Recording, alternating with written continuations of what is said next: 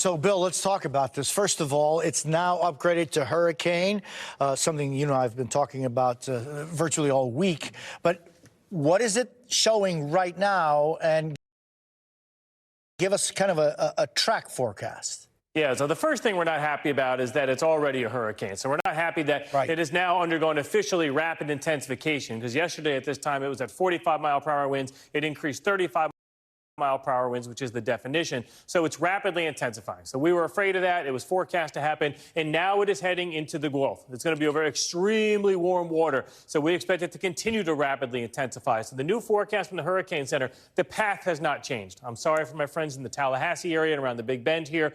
This has been pinpointed at you for 2 days now and has not budged. And it looks very assured that that eye is going to cross over the top of Tallahassee as we go through Thursday night. So the intensity, 120 by tomorrow morning, and then 125. So they had it at 120. Now they've inched up to 125. That's a strong Cat 3, almost a Category 4 hurricane that's expected now to make landfall. Tallahassee is only 30 miles from the coast, where we're expecting this landfall. This storm is going to be traveling very fast for a big, powerful storm. It's not going to weaken that much. I mean, you'll probably get sustained winds in Tallahassee, 100 to 110 with gusts up to 120. If you know Tallahassee and the trees there, I'm going to tell people in the Tallahassee area, you should be preparing for weeks without power. That's how serious of a storm, but this is pointed at you right now. So if you're in the Tallahassee area, you're charging everything up. You're making as much ice as you possibly can. And if you have to get out of there and emergency managers tell you to leave town, be prepared to get out. Because if we get up to a Category 4, that very well could be happening for the Tallahassee city itself. Then the storm is going to head up through Georgia.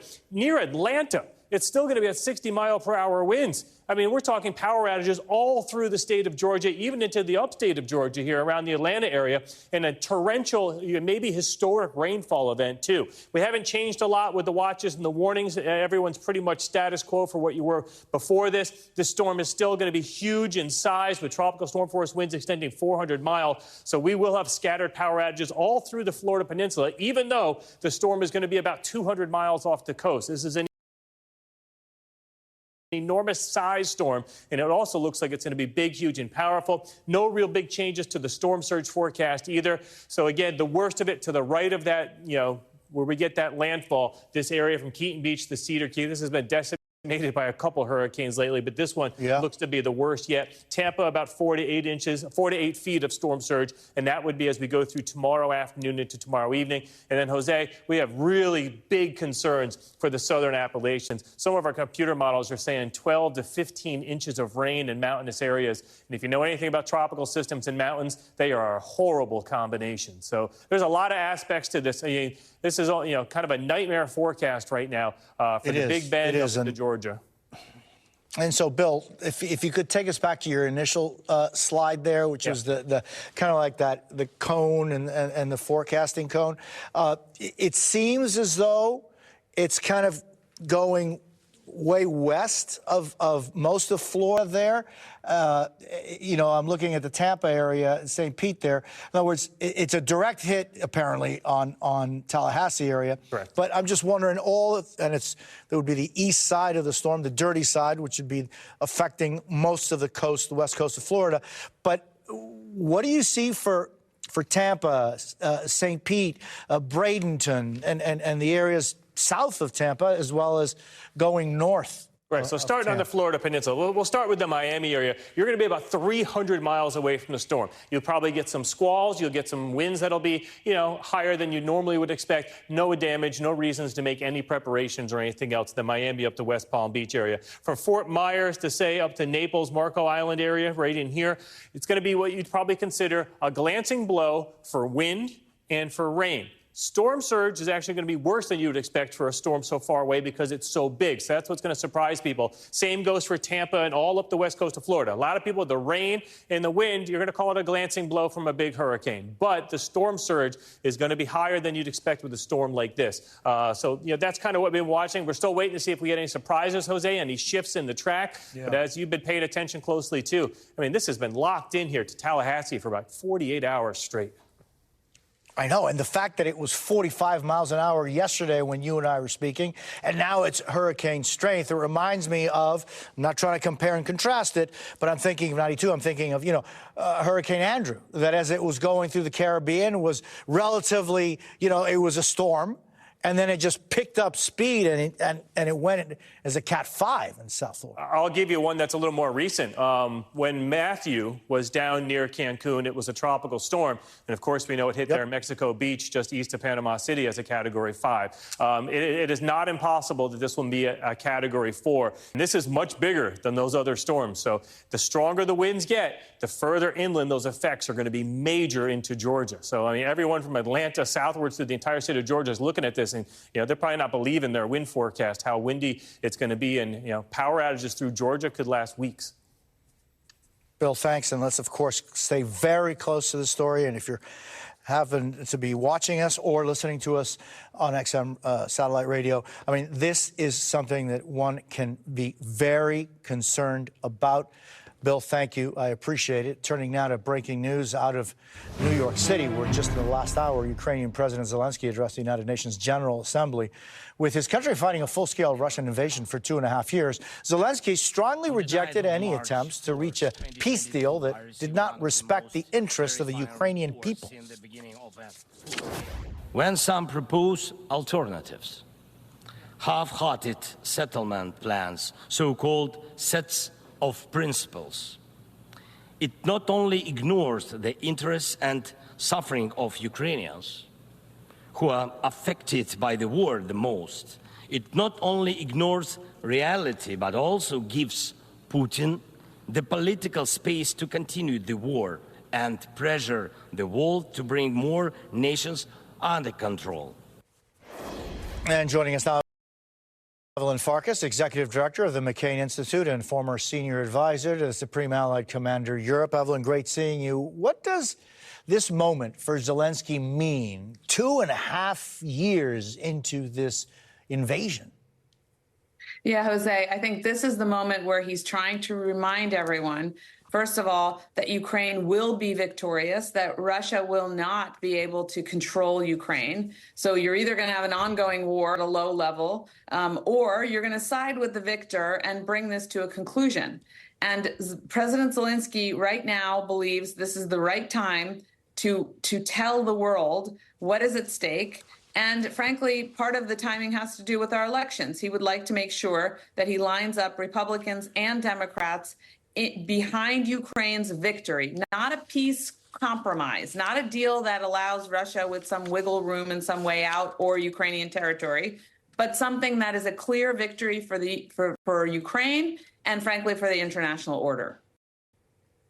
Yeah, I mean, and, Zelensky is always looking to persuade officials to allow his forces to use long-range weapons to strike inside Russian territory. Why do you think that the United States and much of the Western world that have been giving weapons and from our side just, tens of millions of dollars worth of weaponry, and yet limiting how those weapons can be utilized, or even not permitting him to have the weapons that would make a substantial difference?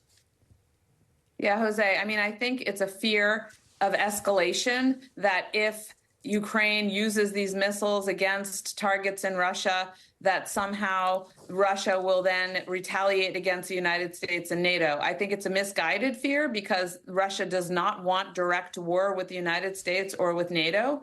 And so it gets back to framing this the way that President Zelensky wants it framed. He wants the world to know Russia is an imperial power. It's trying to exert control over Ukraine, and it won't stop with Ukraine. And so it's really important for the international community to give Ukraine the tools that it needs, these long-range missiles, and not to tie its hands behind its backs, not to restrict Ukraine in how they use these weapons, because the stakes are so high. It's so important. 2.5 years of bloody campaigns and all kinds of the capital, the human capital, the cost that this has caused. And yet 2.5 years in, Zelensky still can't have access to those things that could maybe make a difference.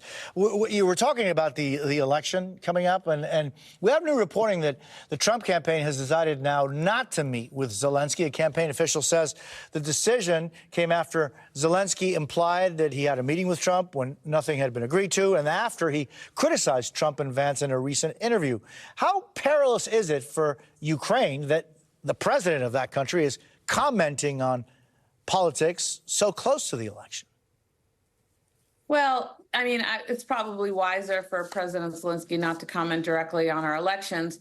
Having said that, the Republican MAGA, leadership with President Trump and J.D. Vance at the helm have been clearly isolationist, clearly advocating for policies that only help Vladimir Putin and China, not the United States of America. So I don't blame the president of Ukraine for expressing some frustration.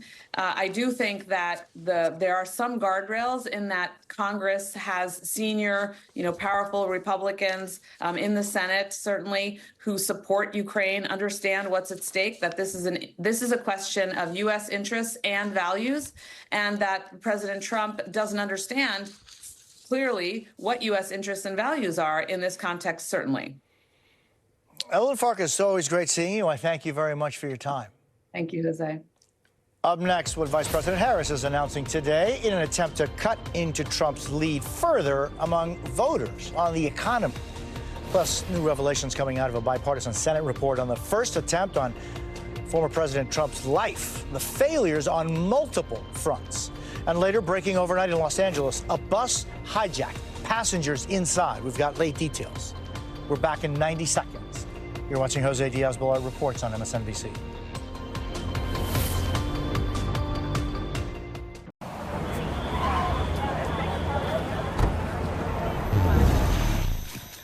Introducing Ned's Plaque Psoriasis. Ned, what are you wearing? He thinks his flaky red patches are all people see. Otezla is the #1 prescribed pill to treat plaque psoriasis. Ned? Otezla can help you get clearer skin and reduce itching and flaking, with no routine blood tests required. Doctors have been prescribing Otezla for nearly a decade. Otezla is also approved to treat psoriatic arthritis. Don't use Otezla if you're allergic to it. Serious allergic reactions can happen. Otezla may cause severe diarrhea, nausea, or vomiting. Some people taking Otezla have depression, suicidal thoughts, or weight loss. Upper respiratory tract infection and headache may occur. With clear skin, movie night is a groovy night. Live in the moment. Ask your doctor about Otezla. Bold, juicy, beefy, grilled. Flavor this good? It's made by Flame. Taste the difference with 2 Whopper Juniors for just $5 at Burger King. With the 2024 race neck and neck, all eyes turn to the debate between J.D. Vance and Tim Walz. Rachel Maddow and team will preview the event. Then stay tuned for the full debate, followed by in-depth analysis. Special coverage begins Tuesday at 7. 15 past the hour. New developments in the race for the White House. In just a couple of hours, in the battleground state of Pennsylvania, Vice President Harris is set to deliver what her campaign is calling a major speech, laying out her economic proposals. And next hour, former President Trump will deliver remarks in the battleground state of North Carolina. Last night, he was in Savannah, Georgia, where he said this about his plans on the economy. But with the vision I'm outlining today, not only will we stop our businesses from leaving for foreign lands, but under my leadership, we're going to take other countries' jobs. Did you ever hear that expression before? Have you ever heard that we're going to take other countries' jobs? It's never been stated before.